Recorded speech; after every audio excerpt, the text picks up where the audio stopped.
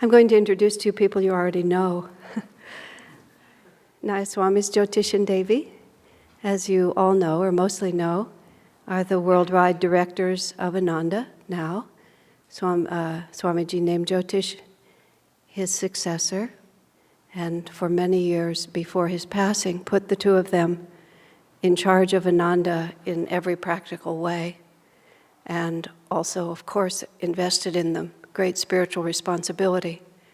It's largely because of the careful training that Swamiji gave to them and their enormous dedication and receptivity to the training he gave that has allowed Ananda to continue as smoothly, as graciously, and as expansively, and with so much inspiration in the 2 years since Swami passed, and in the years before when he was beginning to withdraw. They have visited our community, of course, many times over the years with Swamiji, and usually at least once or twice a year on their own, to help keep us all aligned in the same way, attuned to the same vision, and receptive to the vision and the understanding of what Ananda is supposed to be. Their qualifications are self-evident, 45 years and more of devoted discipleship, but time is not really the factor. It's the perfect expression of what Swami calls the ideal Ananda disciple. I don't want to embarrass them too much, but it's an important point. Swami said that it's having someone in charge of Ananda is not really so much about making decisions or anything like that, but to keep in front of us on a global scale what the ideal Ananda devotee looks like. And we have in Jyotish and Devi, have always had just the perfect picture of discipleship: humility, kindness, wisdom, great sense of humor, taking yourself lightly. Everything that Swami exemplified has been passed on. So there really is no one else on the planet more qualified to speak to us about our topic tonight, which is Master's work in the world and Ananda's place in it. Something of great importance to all of us, and we are very honored to have this opportunity to attune ourselves more deeply to that vision. So thank you very much for coming. God bless you.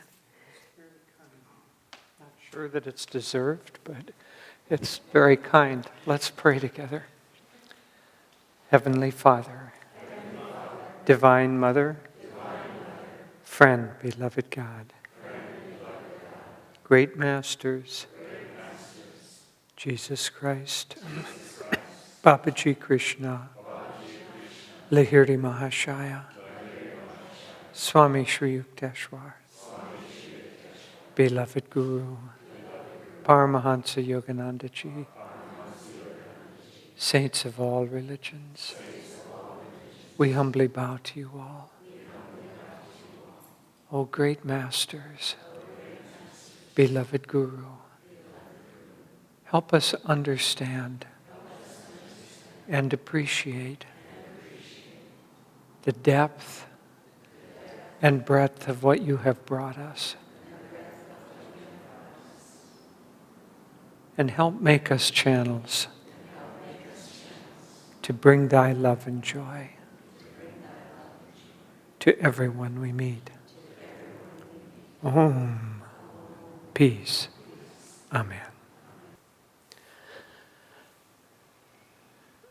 Well, we're going to talk about Master and his mission to the world, and then Ananda's part in that.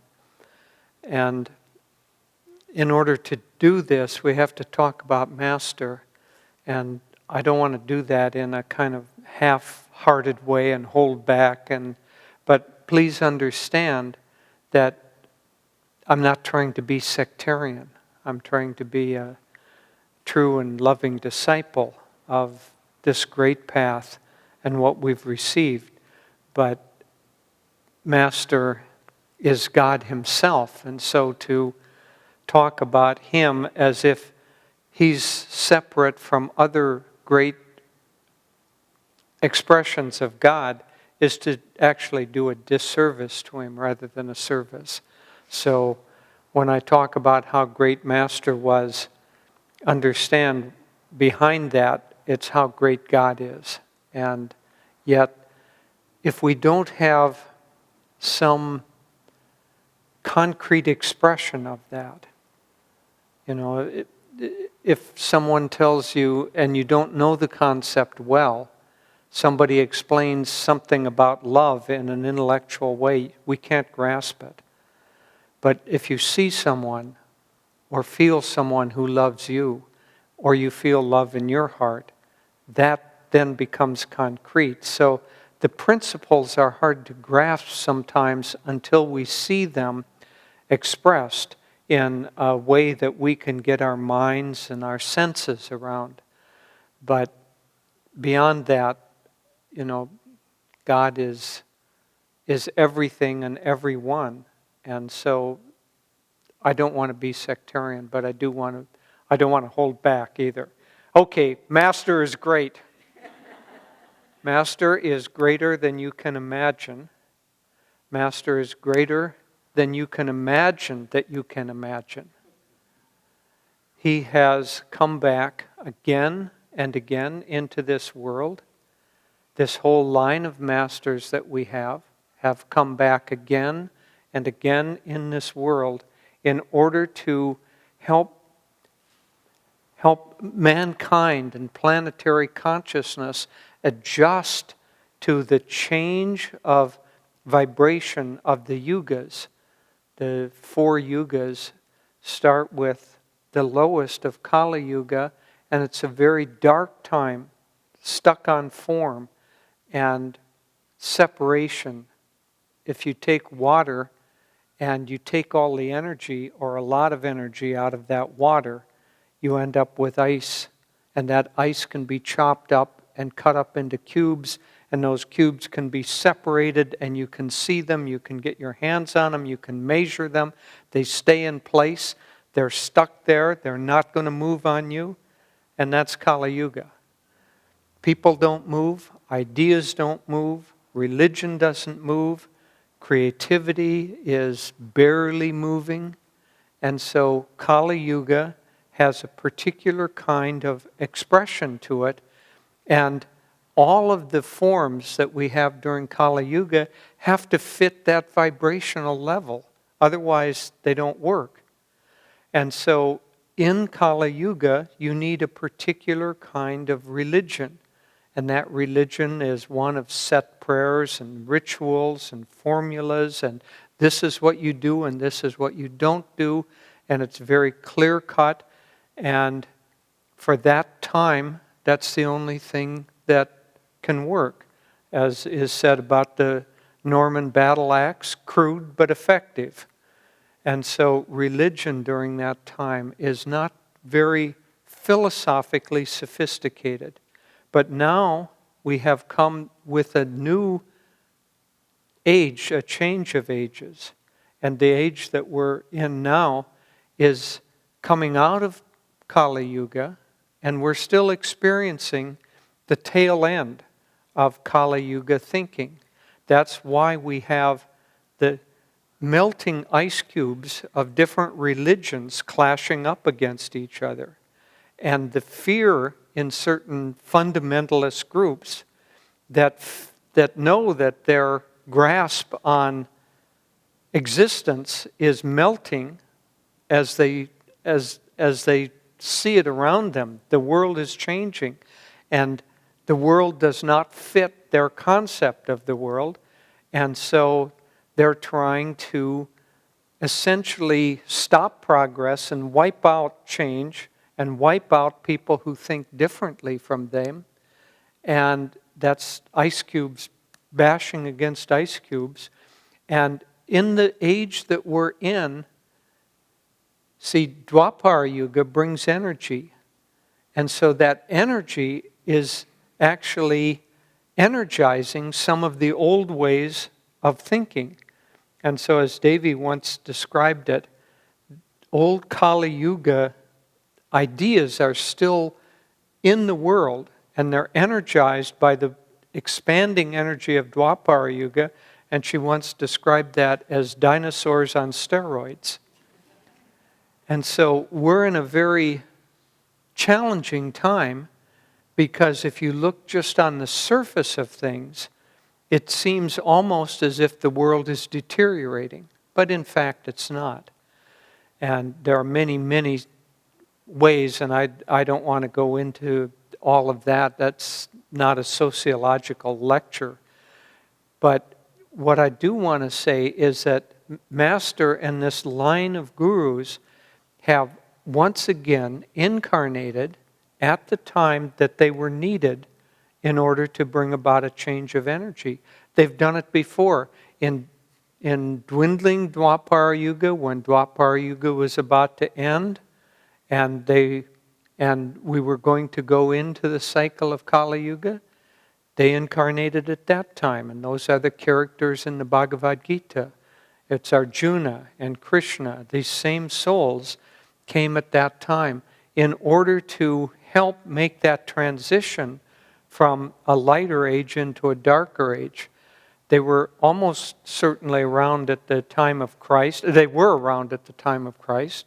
Master said that the three wise men were Babaji, Lahiri Mahashaya, and Sri Yukteswar. He didn't talk about where he was at that time. It may have been politically incorrect to say too much about that. But they were there at that time. They were there at the time when the ideas were beginning to be seeded so that Kali Yuga could move into a more energetic phase, and governments and central, the bringing together of people and the fundamental aspect of the rule of law as opposed to lawlessness at the time of William the Conqueror. And Sri Yukteswar and Master were incarnated at that time, along with Swamiji.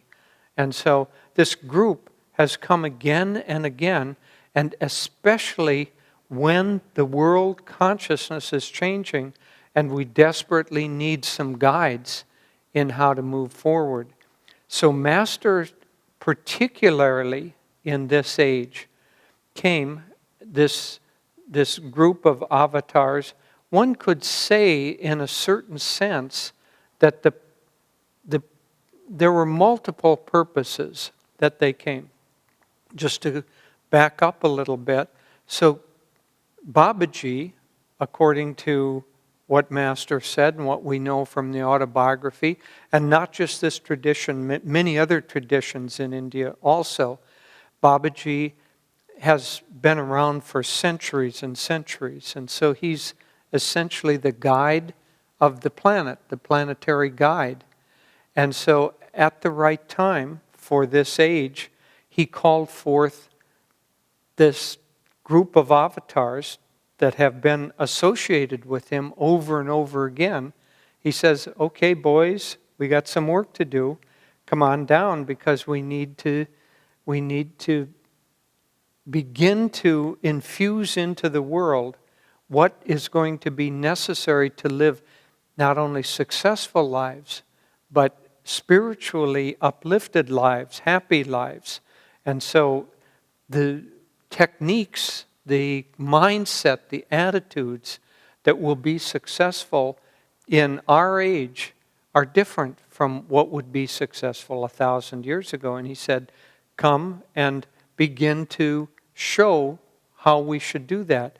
One of the major changes is, and it's captured in the interaction between Babaji and Lahiri Mahashaya. Probably almost everybody here has read the autobiography, but in that chapter, Lahiri is miraculously called to go into the Himalayas and meets Babaji at Babaji's cave.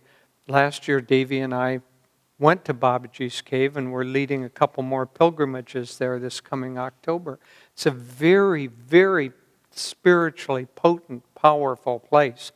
But there, Babaji called Lahiri to him, and basically Lahiri was reawakened. I don't think he was ever asleep, but for the sake of us. He was reawakened at that time, remembered his past life with Babaji, and was basically in samadhi for many, many days. And then when he came out of that state, he was, at that time he had the first Kriya initiation, the first modern Kriya initiation that we know of in any public way. He had that. And when he came out of it, he, of course, same thing that we wanted to do. Wanted to stay there and kind of be with Babaji, stay there, be in samadhi most of the time. But Babaji said, no, there was a reason that you weren't called here until you were a married person with a wife and children and a job and moderate worldly responsibilities. Well, there's a backstory to that. It's not like, oh gosh, Lahiri just kind of happened to wander in one day and that was what he was tasked to do. He actually, before knowing that this was going to be his incarnation, he had the concept, the thought, that in the past, in Kali Yuga, the way that a person who was serious spiritually expressed that was they withdrew from society. And so you had some people, sadhus, who were withdrawn from society, and they were doing their sadhana, and they were doing hours and hours, if they were really sincere, hours and hours of it, and that was continuing. But they were supported by the householders. And yet they looked down their noses at the householders for not being spiritual. And Lahiri said, that doesn't work. That isn't especially going to work in this age.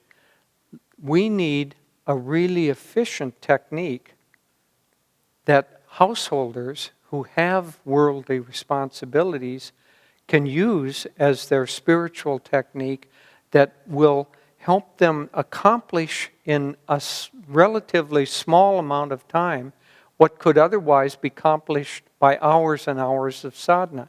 In other words, we need the jet airplane path instead of the bullock cart path. We need Kriya Yoga. So he incarnated in order to be the vehicle to bring Kriya Yoga into the world.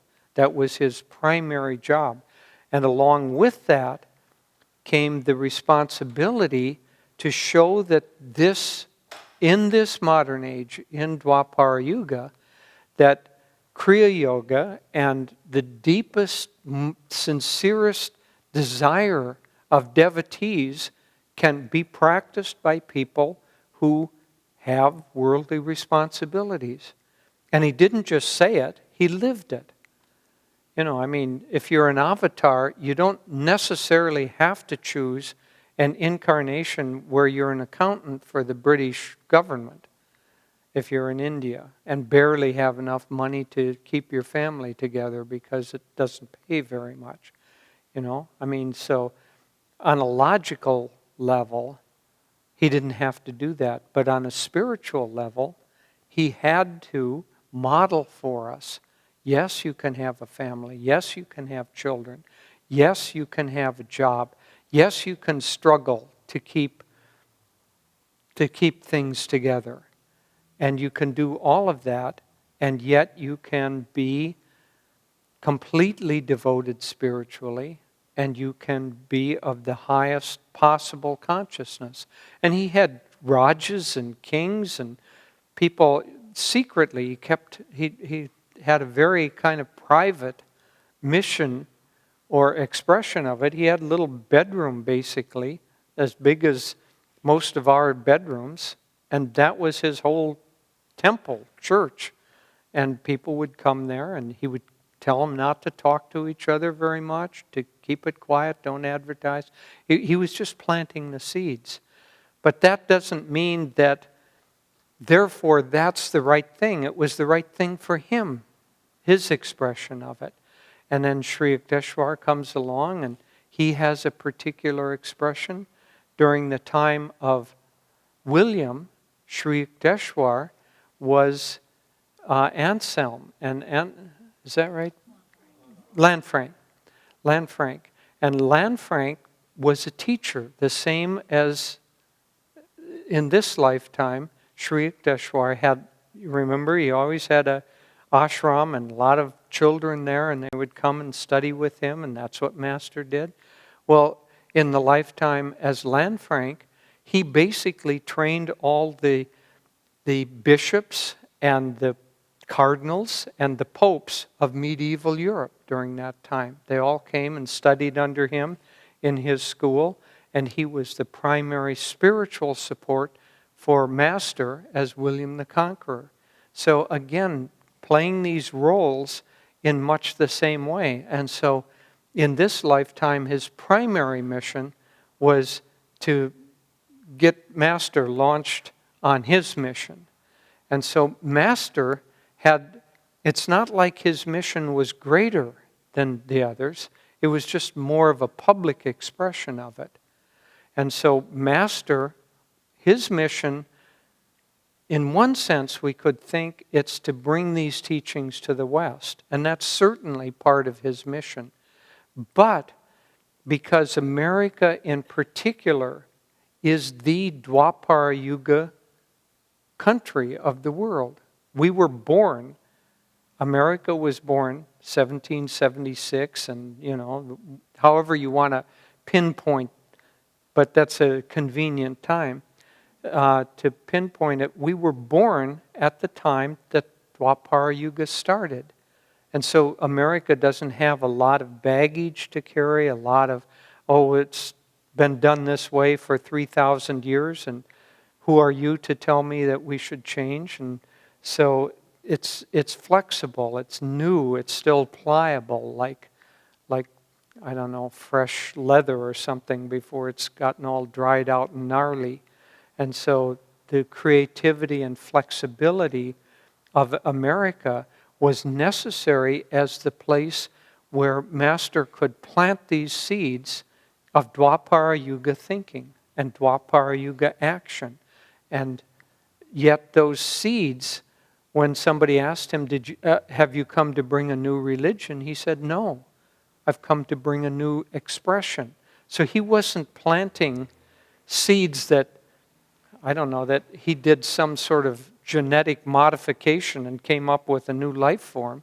He was planting seeds from the ancient tree of Vedic thought and consciousness that goes way back to Dwapara Yuga and higher ages that were there in a descending Yuga. And so he's replanting those. And so this is a new expression. But for us, at this time in the world, it seems like a new teaching. And so it's this old, ancient rootstock that he has planted in the consciousness of the world at this time. And some of the aspects of that are startlingly new, and some of them are ancient as the universe is ancient. One Swami has often talked about is Sanatana Dharma, and that means eternal religion. That's why, have you come with a new religion? No.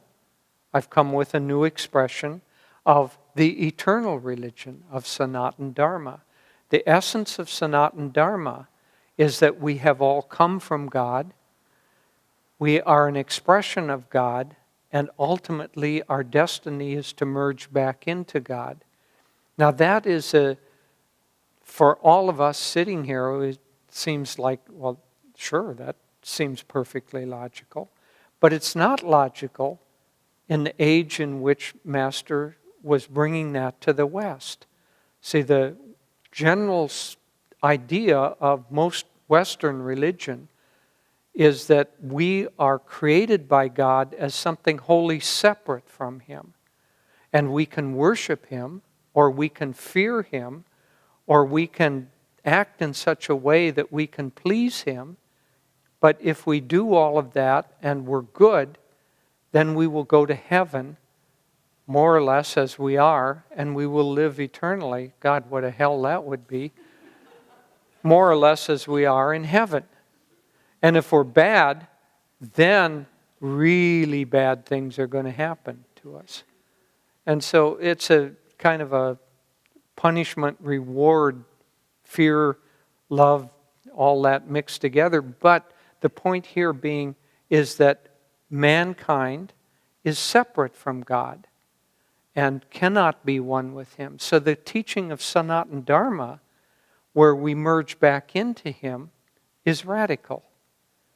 And that's a relatively radical teaching. There was a book that I read called I Was a Monk by a man who was in Benedictine order, and he was an American, but he was so versed that he became the primary person to train all the Benedictine priests, and he lived in the Vatican, and he was the primary professor, teacher of that.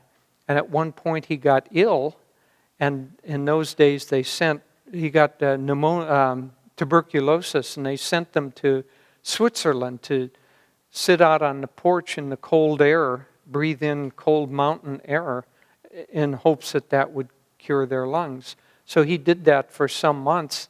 It was basically like being sent to the mountains for seclusion. And during that time, he had a samadhi experience.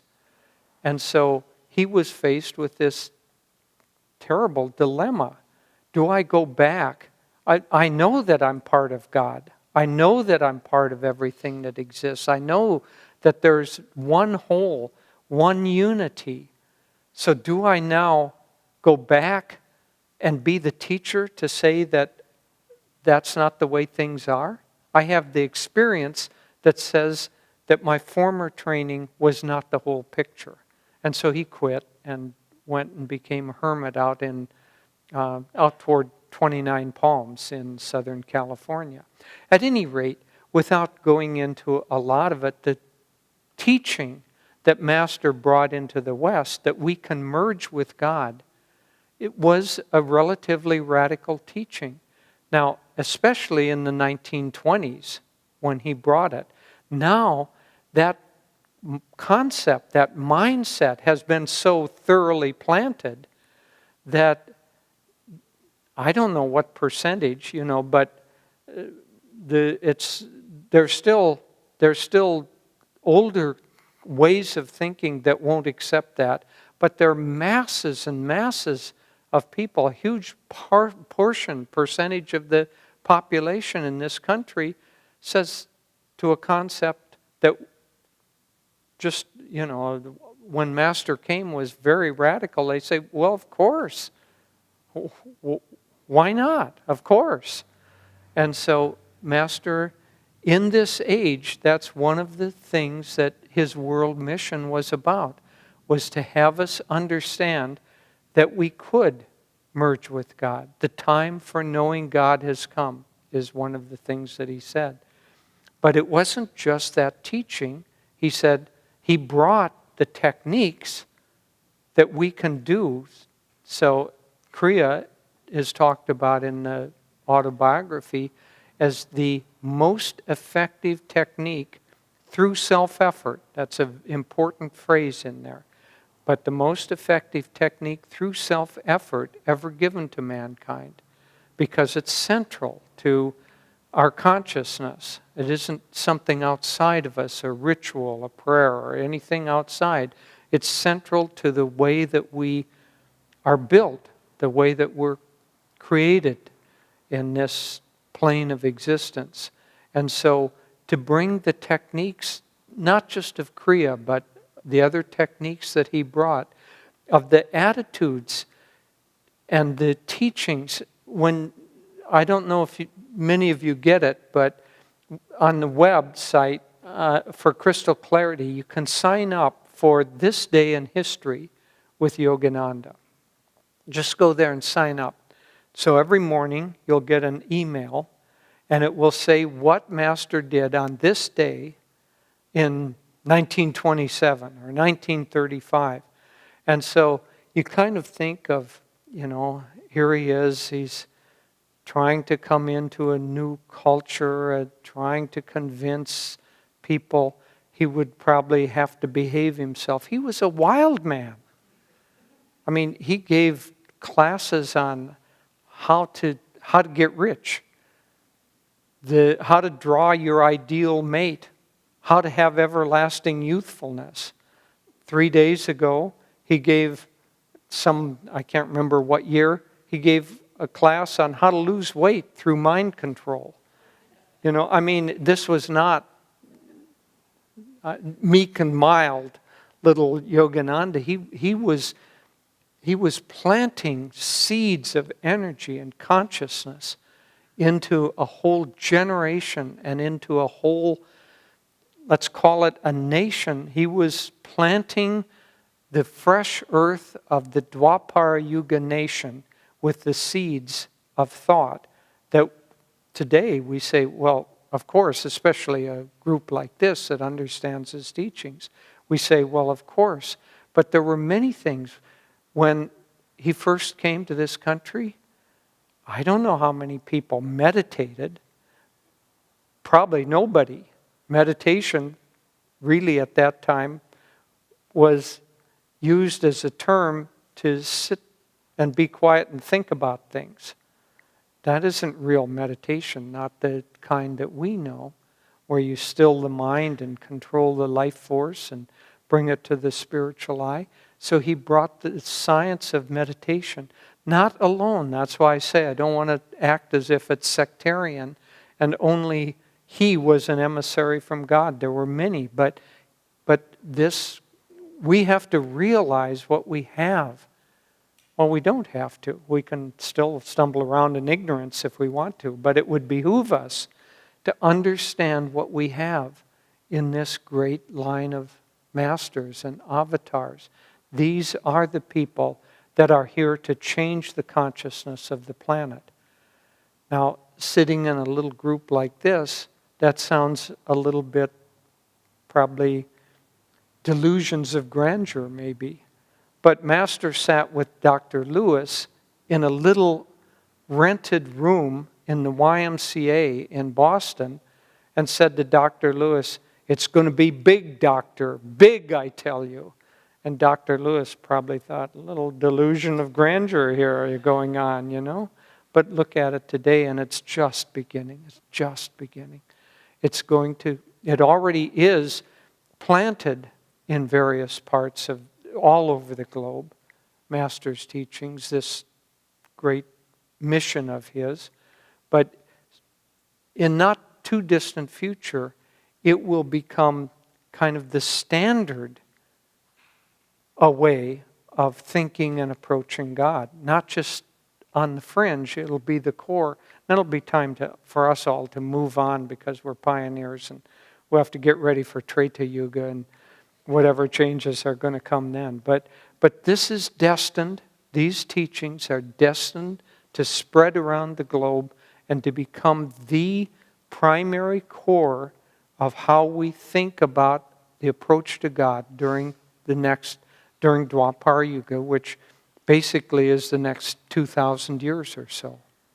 And so for the next 2,000 years, these teachings are going to spread until they're as common in the world as Christianity is today, as Buddhism is today, as science is today. So it's going to plant the mindset. So that's the scope of the mission that Master brought.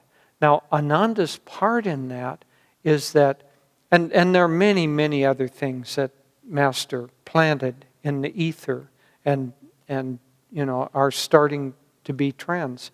But no master that has to live a single lifetime has the chance to do everything that he would like to see happen. And so he needed people to carry on and do the ideas. One of the primary ideas was that the best way to live during Dwapara Yuga is to gather in small communities with like-minded souls that work together, that worship together, that live together, home, job, and church in one place, that understand that fulfillment doesn't come outwardly by having things, so simple living, and that want to live in such a way that they live with uplifted consciousness, simple living and high thinking. And so the whole communities movement, now Master put out that energy very powerfully, especially in the waning years of his life. And Swamiji uniquely picked up on that and dedicated his life to the creation of communities. But the creation of communities is obviously not the only mission of Ananda, but it's certainly one of the core missions of Ananda. Communities as communities is not the central point. The central point is that if you are going to try to dedicate your life to merging with God, it is easier and more effective to do that if you gather magnetically with others who are dedicated to the same thing. So the form of community is much less important than the principle of community, which is essentially a powerful expression of satsang, of group coming together and seeking truth together. And so that powerful expression in a realistic, everyday, live it, experiment with it, try it, let it infuse your jobs, your families, your children, your education, every aspect of life. Take these principles off the shelf, out of the meditation room, and start to live them in daily life. That's what communities mean. And Swamiji vowed that he would do everything in his power to help the spread of these communities and help the spread of Master's work, of his consciousness. And so Master told him to write, to lecture, to edit. And look at what he did. I mean, 150 books. Now you can start to get a portion of his lectures on YouTube. I think they've got 1,000 or 2,000 of up there. And editing, he did that all the time, constantly. So he took the charge that Master gave him and just empowered it like, I don't know, like instead of getting on a bicycle and pedaling to bring these things out, he got in a jet airplane or a jet motorcycle or something. I mean, I'm struggling for an analogy here, but he really did it, is what I'm trying to say, and held nothing back. Well, he has passed on to us that torch, all of us. And so Master passed it on just to a very small handful of disciples. Now, in this time, Swamiji built that. You've probably been in some services where somebody comes with a candle and everybody's holding a candle and somebody lights someone's candle and that person lights the person next to him and then everybody is lighting the ones next to them and it spreads very quickly. One time when I was a kid, I saw a demonstration of they were trying to show what atomic energy was like, where you had energy that started other energy going and went faster and faster. So they had this big room and they had probably 2,000 ping pong balls set on mouse traps. And they threw one ping pong ball into that room full of mouse-trapped ping pong balls, and that one hit one, and it popped a couple more, and in like 2 seconds or 3 seconds, the air of the whole room was filled with ping pong balls. Well, that's Swami. He was, and we're all those little ping pong balls that are in that room, and he has set us off. And by golly, we'd better keep popping. Because if we don't, if we all settle down and get static again, then who's going to be around to kick off other ones. Well, somebody will be, but it won't be us. See, God will do it no matter what, but we won't have the privilege of being those channels. So one of the great things that Swamiji did, one of his great geniuses, was he didn't say, look how special I am. He said, everyone is special. Each one of you is special. And he empowered all of us to be the torchbearers for this new consciousness, this new age that Master and this line of gurus came into the world to bring. And so, as I say, it's destined to cover the entire earth. And we are enormously privileged to be a part of it at such an early stage. Basically, historically for us, the closest comparison is to say, what would you give in order to be one of the first disciples of Christ? Maybe the first generation of the original disciples. And know that your life meant something to bring that great light into the world and help it spread. And so that's where we are. We're the grandchildren of Master, the children of the first generation of those who lived with him, especially Swamiji in our case. We're the children of all of us, the children of Swamiji, and it is an enormous blessing and an enormous opportunity. And we don't want to think this way, but for us, in a selfish way, for our spiritual growth, we're like hanging on to the 2,000-volt wire that's got barely any insulation on it. And if we can hang on to that, a whole lot of energy is going to flow through us, and that is going to change our consciousness. So this is an incredible opportunity of an incarnation. And so let's make the most of it.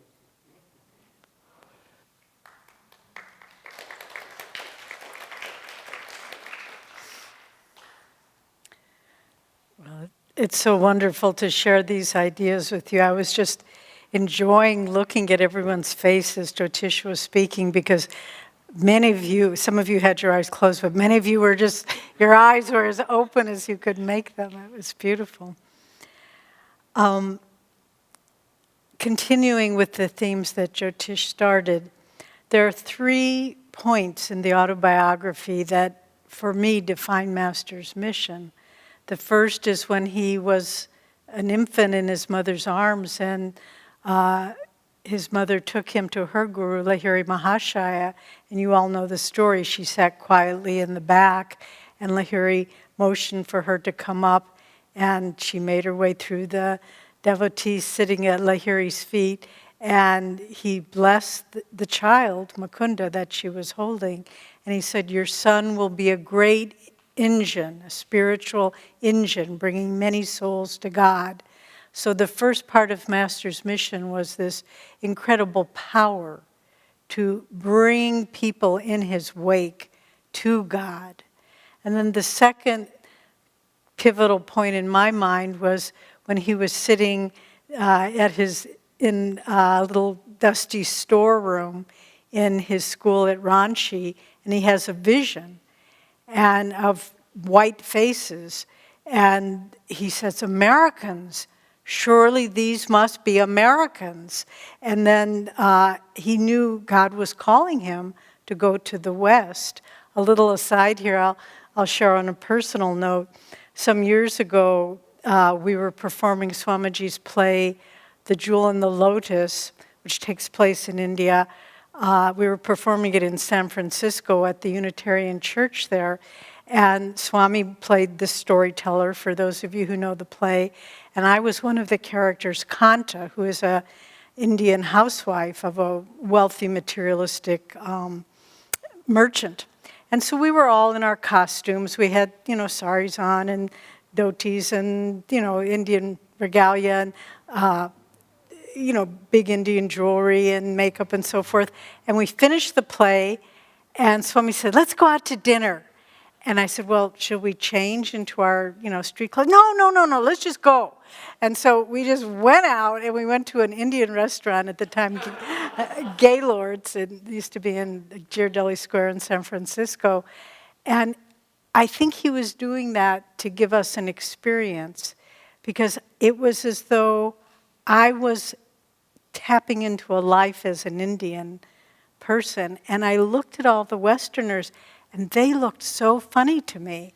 Their skin was so pale, and their hair was all these different colors, and that it was just and it lasted the whole evening. It was a very unusual experience, and I think it awakened, maybe it was Jyotish and I lived part of the year in India, and I think it was to kind of tune me into that life. But in other words, going back to autobiography, Westerners, surely these are Westerners. And then within 2 or 3 days, Master received an invitation to go to America, not speaking any English, and you all know the rest of the story, kind of miraculous, getting a ticket on the first steamer ship leaving from Calcutta after the war to come to Boston, and so forth.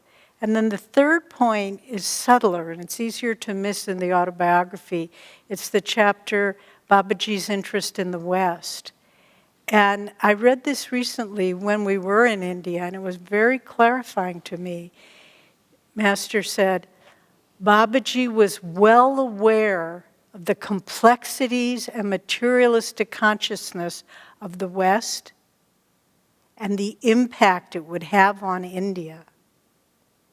So he had to send an emissary, an avatar, to the West to balance the materialistic complexity of Western civilization, because he knew it would have an impact on India. And any of you who have gone to India in the last 15 years, the impact of the West on India is not that great. I mean, it's powerful, but it's a very mixed bag of materialistic influences. And so Master's mission coming to the West was to awaken spirituality in the West so that it could balance the materialistic influence the West would have on India. And again, it's part of a united evolution of world cultures. And, then within the last year, Prime Minister Modi comes to Washington, meets President Obama, and incredible echoing Master's words. The two of them, Obama and Modi, write a letter jointly that was printed in the Washington Post, full-page letter, talking about the importance of the coming together of India and America and the shared and complementary values. Well, this was foreseen by the Masters, who knows when, but long, long ago. They could see, as Master said, the material efficiency of the West and the spiritual profundity of the East, bringing those together in Dwapar Yuga. It's the only hope for Dwapar Yuga, with uncounted nuclear weapons proliferating all over the world and natural catastrophes and so forth.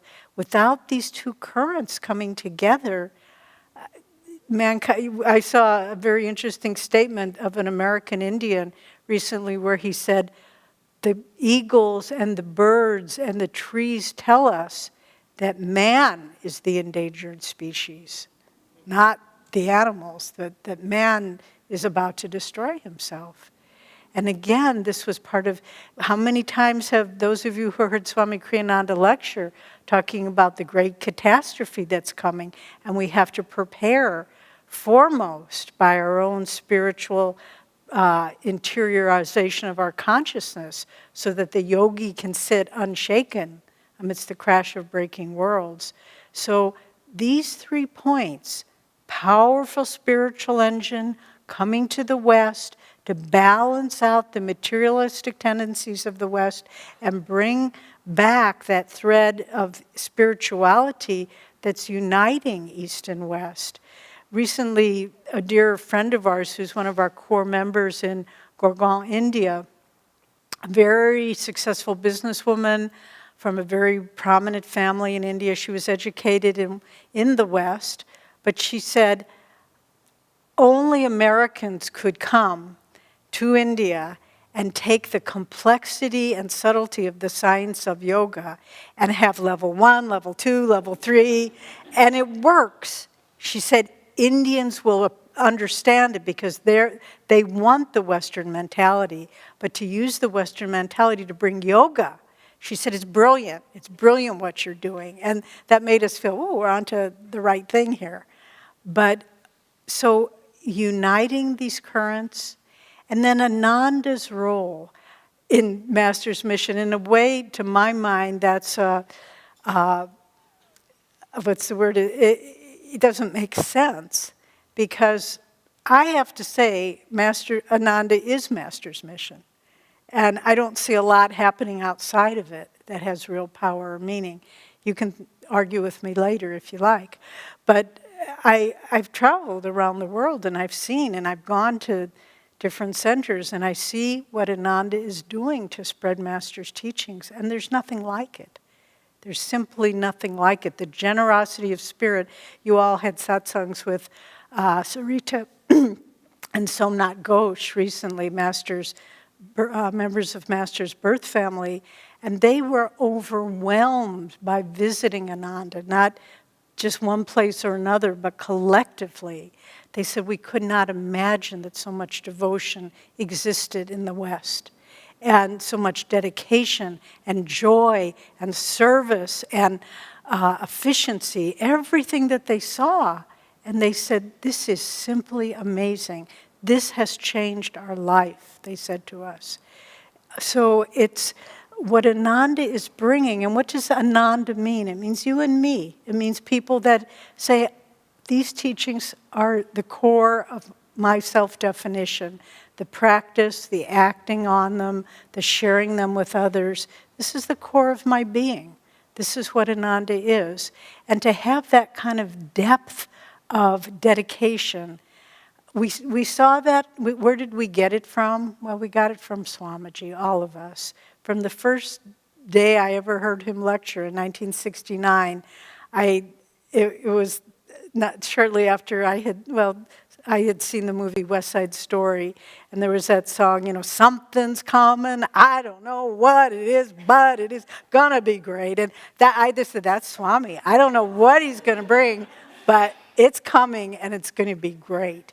And sure enough, he had that power just to ignite all of us. I don't so much like the image of the little ping pong balls, but we can go with that if you like, but with all due respect. But this Ananda's mission, furthering what Master started, we have to really take it seriously, but that isn't the right word. We have to take it heartfully. We have to take it with commitment and joy and the ability to give it everything you've got. And, it's like Yanamata, remember when she was an old woman, her body was very ill, and whatever Master would want, she would just run up and down the stairs, do whatever errands he asked. And one of the less in tune monastics said to her, well, don't you ever get tired of just doing exactly what he tells you? I mean, you have your own life. And she just said, you may be right, but I have never been so happy when I've given my life completely in service to my guru. And that's what people don't, they say, well, why don't you ever take a vacation? Why? Why do I need to take a vacation? I'm having lots of fun what I'm doing. And then we start, anyway, we won't go there. But we need to look and see all the aspects of what Swamiji, in tuning into the comprehensive quality of Master's teachings, what he has brought into play. And we've got a lot going. The educational system that you're doing beautifully here for children and throughout our Ananda work. And what's the core of education for life? It's recognizing it's a Dwapara Yuga system of education where you're not training the brain, putting little facts in there, but you're working with the energy of the unique child that is standing in front of you, saying, how do I move the energy of this child to the next step? And that it's Kriya Yoga expressed in education. We have leadership, the same thing. Instead of just saying, okay, here's the hierarchy, you do what I say because I have more power than you. You still wearing that shirt? No, you're not. The t-shirt? He had a wonderful shirt on today that said, oh good, thank you. Power is safest in the hands of a poet. And I just, who said that? Who? Oh, wonderful. When I saw that, I just thought of Swamiji, because he was a poet, and he knew how to use power, not to have it over people, but to inspire people and to expand their vision of the potential of life.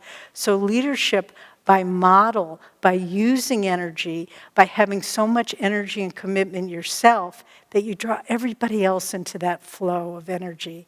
And so many times I saw Swamiji do that. And when I was a young woman, I studied a lot of dance. And I had one dance class, maybe I've shared this with some of you before, but it was a very horrible moment in my life where it was a long dance studio, and the teacher would demonstrate a pattern that he would improvise every time diagonally across the room. And then individually, we had to repeat that pattern all by yourselves, going all across the room. And usually you could get it if you would just be in an intuitive flow, if you didn't try to think about what the pattern was. But one time it was my time to do it, and I just totally did not get the pattern. And I just couldn't do it. And the teacher grabbed me by the hand, and he just dragged me right across the diagonal of the dance studio. And I thought,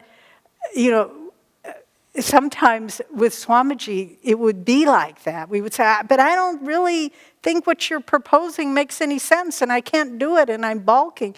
And not with violence, but with joy. He would just say, come along, you'll get it. And he'd just pull us across. And in fact, we did get it in time. Once when Swami was thinking, he changed the name of it, had been Ananda Meditation Retreat. Can I tell you the story on you? Sure. Okay. So he changed it to the Expanding Light. And it was how can you call meditation retreat the Expanding Light? And he asked Jyotish, well, what do you think? And he said, I don't know, Swami. And Swami said, get used to it.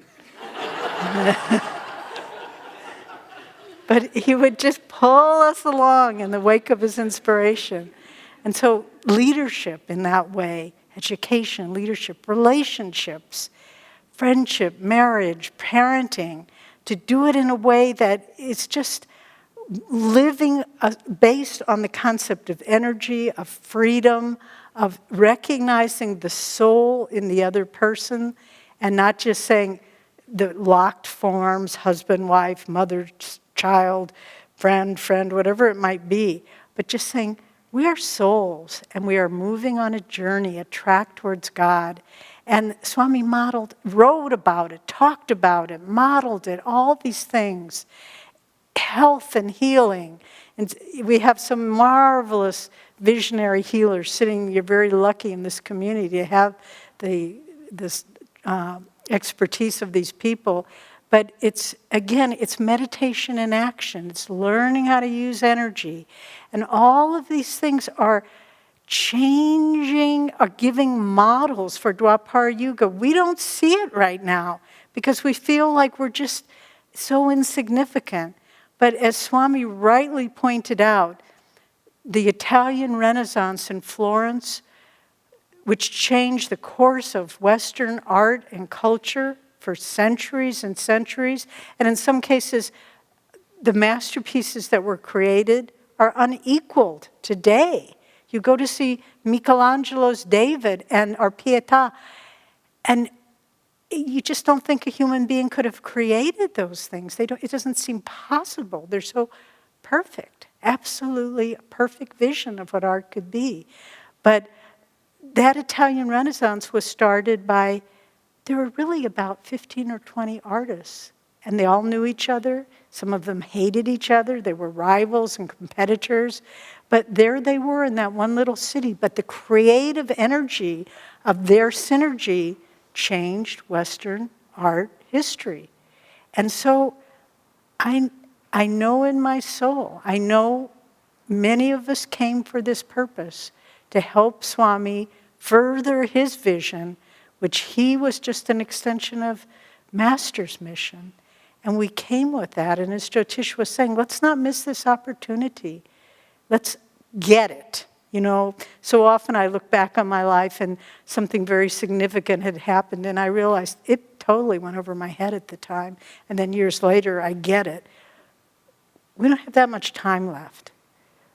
Let's look right now at what's important and pick up that torch that Swami's throwing out to all of us, just all of us. Whoever will catch it, that torch is there to carry the divine light. And we're so fortunate to have these communities and teaching centers and churches all over the world, and increasingly so. We were giving, and I'll just close with this story, we were giving a lecture in our center in Singapore, and very fine man who's in charge there. And we asked him, he's a successful fiber optic engineer in his late 30s.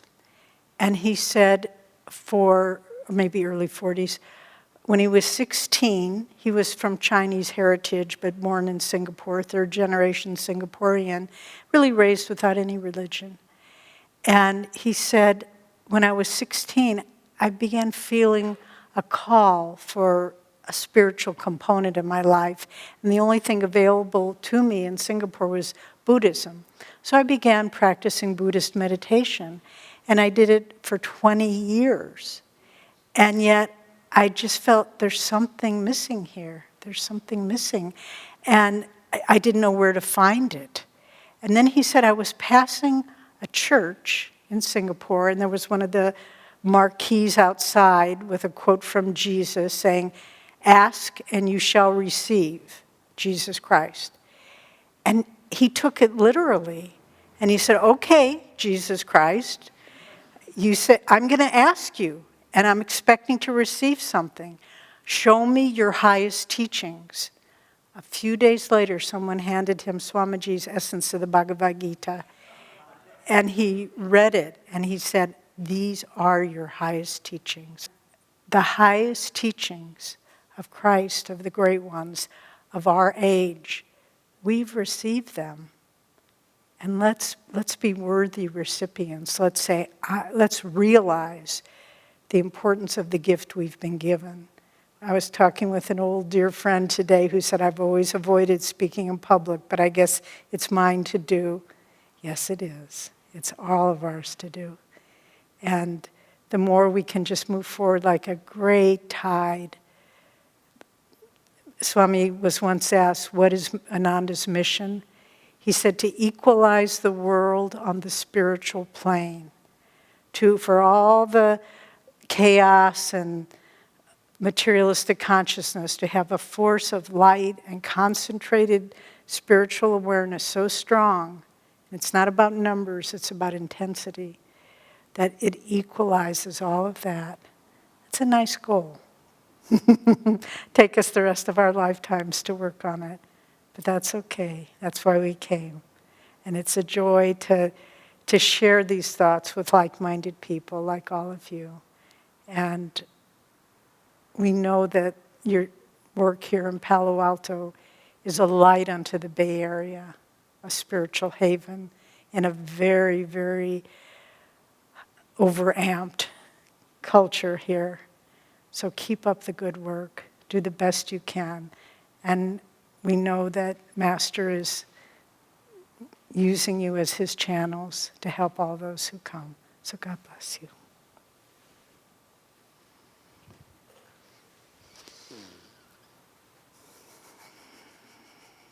That's all, folks.